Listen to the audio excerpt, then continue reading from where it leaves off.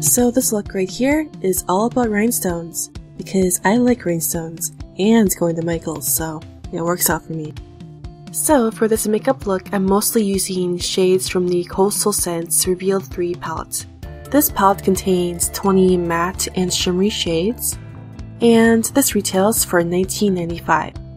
I will be reviewing this palette during the course of this video, so stay tuned. Anyways, my face is pretty bare right now, so I'm going to be fixing that with my True Match Lumi from L'Oreal. Just applying this to the main points of my face, then buffing that out.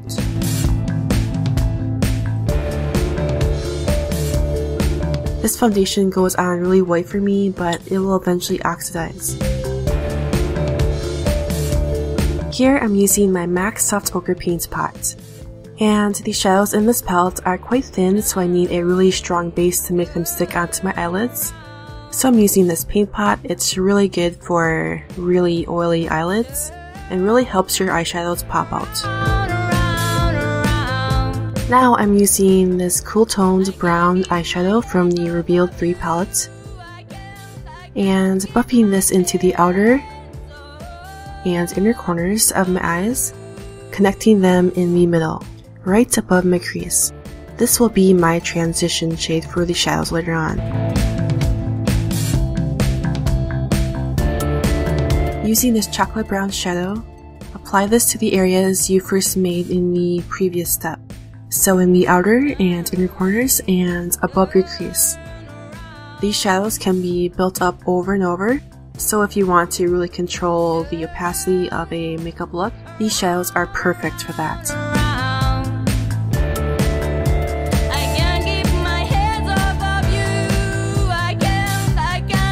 For even more contrast, I'm using this black shadow and working this in the inner and outer corners, as usual.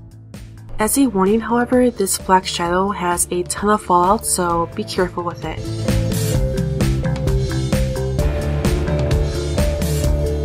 So here's a neat trick. Use a matte highlighter pen or a light concealer and place this along your lower eyebrow line.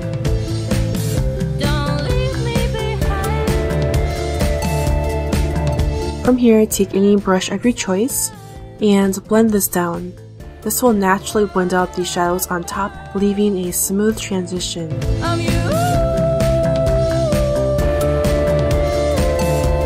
Now back to that black shadow. Use a angled or a fine-tipped brush and align your upper lash line, as so, and then your lower lash line.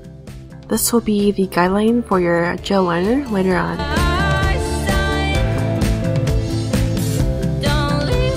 Using that black shadow once again, I'm filling in my eyebrows.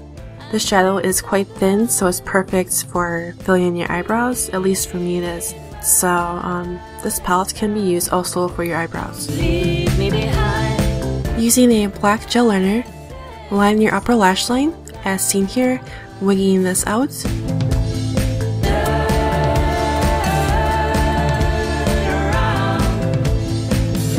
And your lower lash line, following the line of shadow we made earlier. And if you need to, set this with black eyeshadow.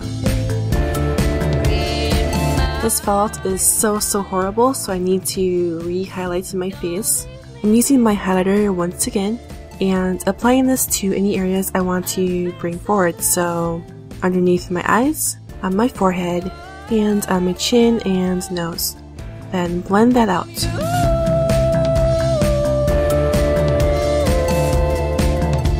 Then, taking that cool brown shadow once again, use this as a contour color for your nose. For me, this color is perfect for contouring my nose, so if you're pale like me, then use this color. So I wish I could contour my entire face with this shadow, but the actual shadow pans are way too small. So instead I'm using my NYX blush in taupe, and I'm contouring the sides of my face. So time for false eyelashes. I'm using these two eyelashes here and stacking them because I like to go super glam with my eyelashes, and here they are. I'm coating my bottom lashes with this Dull Line Mascara by NYX, and it's actually quite horrible. It actually made my lashes shorter, which that's never happened to me before. It's yikes. Anyways, now it's time for rhinestones, my favorite part. I'm using a selection of round, diamond-shaped, and oval-shaped rhinestones, and applying the first one on my cupid's bow.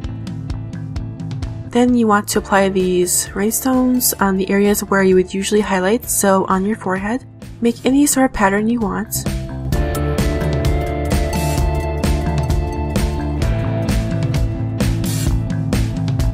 And then underneath my eyes, and well, just have fun with it.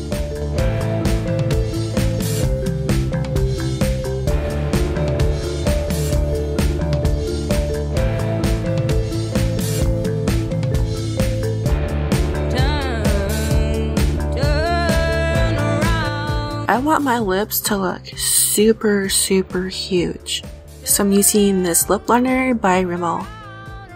I'm overlining my lip line, but not too much, and then filling them in with this lip liner.